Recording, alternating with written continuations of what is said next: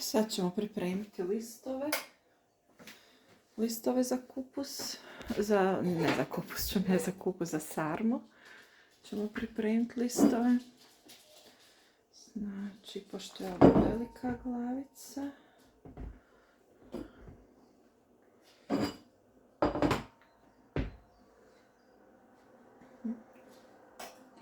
Moram prvo da uzmem ovoga, je premaleno, možda bi trebalo uzeti neku tepsiju.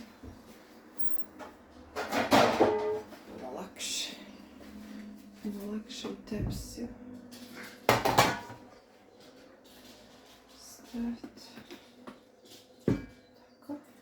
Pogledajte vi kolika je to glavica, ljudi moji. Nevjerovatno. Ali, pošto ovdje ima malo rasula, sad ćemo da naspijemo. Pogledajte. To ćemo da popijemo.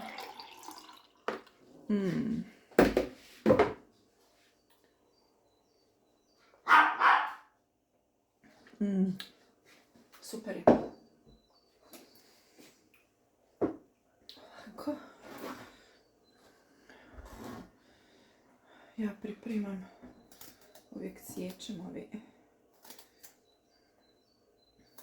tvrde dijelove. Vidite, ovo je ogromno. Mislim da ću ovu da prepolovim. Ovako.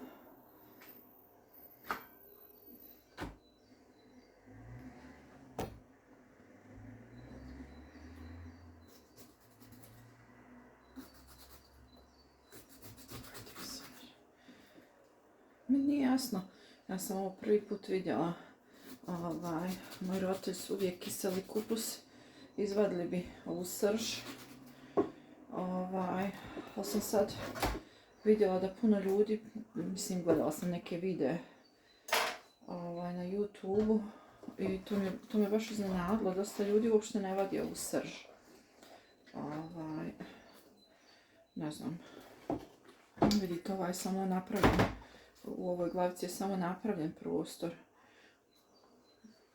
Mislim da ću ovdje ovako odsjeći tvrdo cijelo.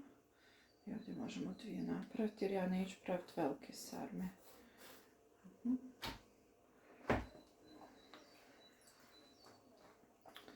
Pravim uvijek mali sarmice. Tako sam naučila od svoje mami. Sad ćemo, mislim da mogu ove dijelove, može se poslije kupus praviti tinstani kupus. Ovo mi je preveliko. Ću samo da ovako.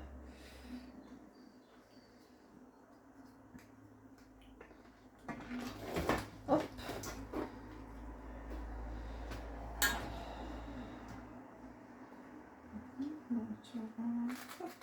Pošto nam je velika ova glavica, ne moramo da brinemo da li ćemo imati dovoljno. A vidite ovdje mali kupuščić. Gledajte, mali kupuščić. To ću da pojedim.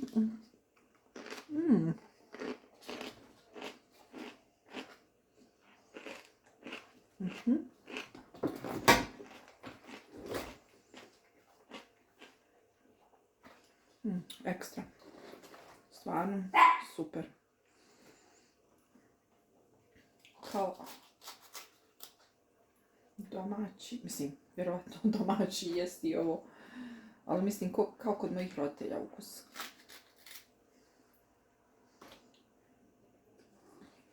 Predobro.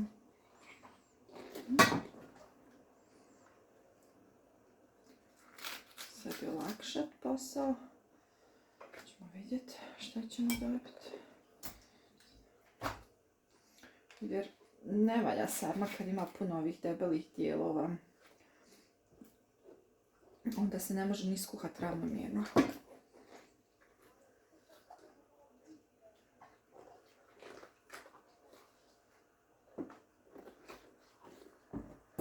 Pošto imam dovoljno kupusa, mogu slobodno da sve ove debele dijelove odsiječem, ne treba mi. Čekajte, šta je ovo? Ovo mi se nešto ovdje zalijepilo, jedno za drugom. Moram da odvojim. Znači ovi debeli dijelovi ćemo da odvojimo. Ne trebaju mi. A dobro, neće to biti ni tako malene sarmice. Možda srednje. Vidite. Ovo se isto može pojesti.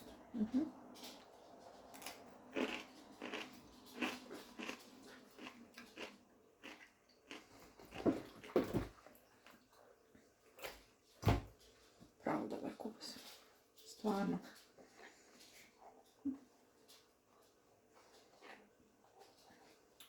Mogu svima preporučiti da ga poruče, kogod nema mogućnost da pokiseli sebi kupus i ko nema ne samo tu mogućnost, nego ko nema ni mjesto za lagrovanje, jer kupus mora imati isto, mislim, ne znam tačno koju temperaturu, ali znam da ne smije ni da bude ispod minusa, a ne smije da bude puno u plusu, jer inače pokvari se. Može i smrznuti. Tako da je ova mogućnost pravo dobra. To se može naručiti. Jer, mislim, možete vi kupiti u Edeci.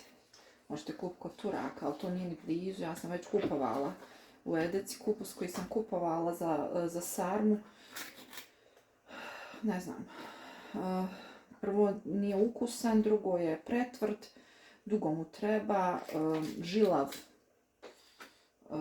Ne znam ja, kod Turaka već sam kupovala kupovala sam i kupus salatu i to preslano, previše slano. I onda oni to rade na drugačiji način.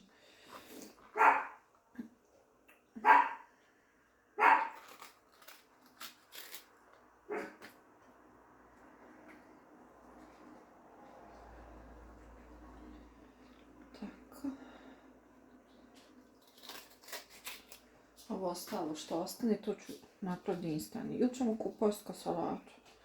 Možda i to jer danas planiram praviti sirnicu. Pravit ću i sirnicu i sarmu. I onda planiram sutra da ne kuham.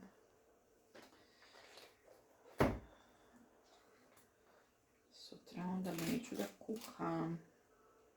To je to. Ovo ćemo ostalo ostaviti.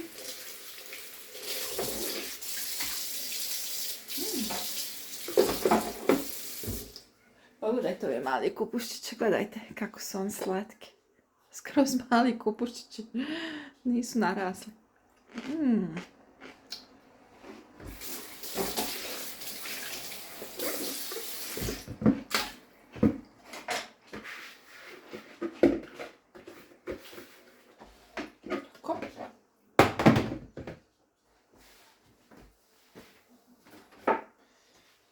Sad trebam da prokuham, da ugrijem malo vode. Ja kupus uvijek ostavim, kupus za sarmu uvijek ostavim u vrućoj vodi. Malo da omekne i malo da izvuče so, jer inače je preslano.